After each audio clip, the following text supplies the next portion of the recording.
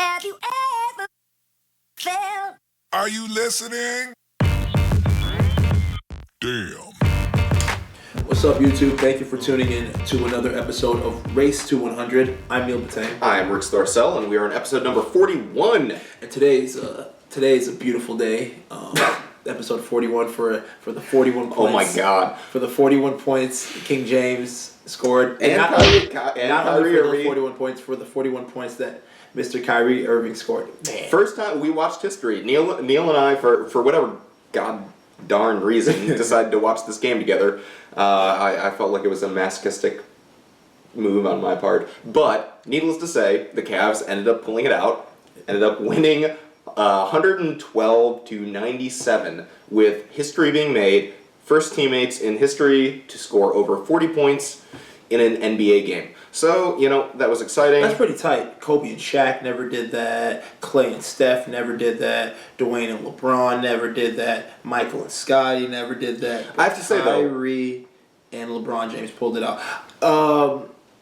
Let's not forget Draymond Green wasn't around in Game 5 because he can't keep his body parts from the groin area of other players, so the NBA had to tell him to take a seat. We can't have you doing that type of stuff, man. That might not have happened if Draymond would have kept his, kept his hands to himself. He's really grabby. But that probably played a serious factor for the. That's what all the commentators are saying. Yeah, and we're no Stephen A. Smith and Skip Bayless, but needless to say, this was we're better. We're much better than Stephen A. Smith and Skip Bayless. I have to say, but we pay homage to those two. We have the utmost respect for them. In full disclosure, neither of us were right with our predictions when it came to. I said Cleveland was going to win tonight. When we taped our episode before this, we had said our predictions was you said that Cleveland was going to win in six. Yeah. I said that Golden State was going to win in 5. Turns out neither of those are going to happen. Yeah, neither of those are going to happen. They're going back to Cleveland for Game 6. I guess our resumes for ESPN are going to be a little tainted when it comes to that. But yeah, it was quite the game. That was a great. It was a fun game. Dude, I have to say, dude, you know what? Everything was clicking, man. Let me ask you a question, because I've talked about the absence of Kevin Love in these NBA finals. What do you think about that? Tell me what you think about Kevin Love. The absence of Kevin Love. When it comes down to it, it's team chemistry, and it changes from game to game. And that's the crazy part about the NBA or any professional sports, is that every game is its own isolated event, and you cannot predict a player's performance based off of any other factor than how they're doing on that very day. Turns out today, Kevin Love was, not doing his thing again, and I think that he is.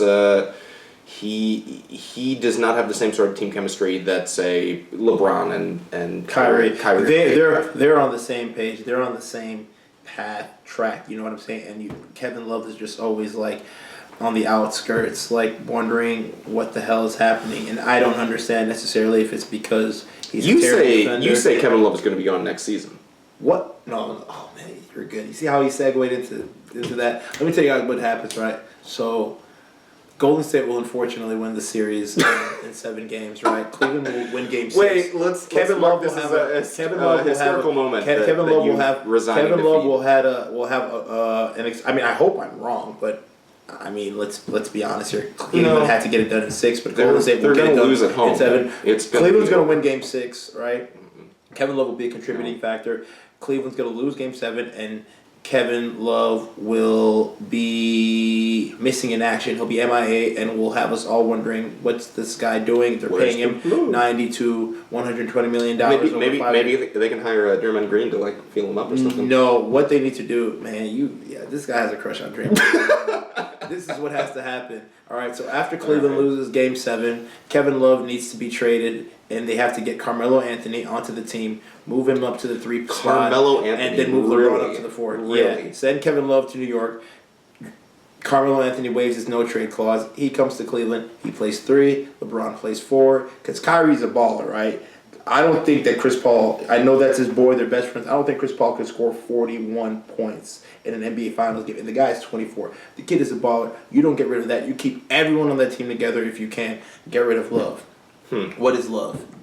You know, he needs to go, Baby, man. don't hurt me. Oh my goodness, Don't hurt. Ricks, are you singing? Are you singing for our viewers now? Yeah. That's how happy he is that Cleveland just won. He's willing to sing to you guys. And I always love love it when a season ends up dragging out a little bit longer than it should.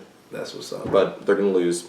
Thursday. So you're saying they're gonna lose. I predict they'll win Game 6, lose Game 7. No, you predict they'll lose Game 6 on Thursday. Golden State beats them. Okay, so we've made our predictions for Game 6. You guys know God, where I hope we don't have to do another one of these. This is. I can't wait, man. Give us more episodes to talk about. Get to that 100 goal.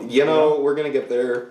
Hopefully with or without Mr. Touchy-Feely Draymond Green. Oh my goodness. So yeah, you guys feel free to like, comment, and subscribe. Let us know what you think about our NBA Finals prediction and coverage, what we've been talking about, what you thought about this game, what's going to be the outcome of the NBA Finals. So yeah, thank you guys for tuning in. Rick, you want to add something? We will catch you next time on the Race to 100. Peace.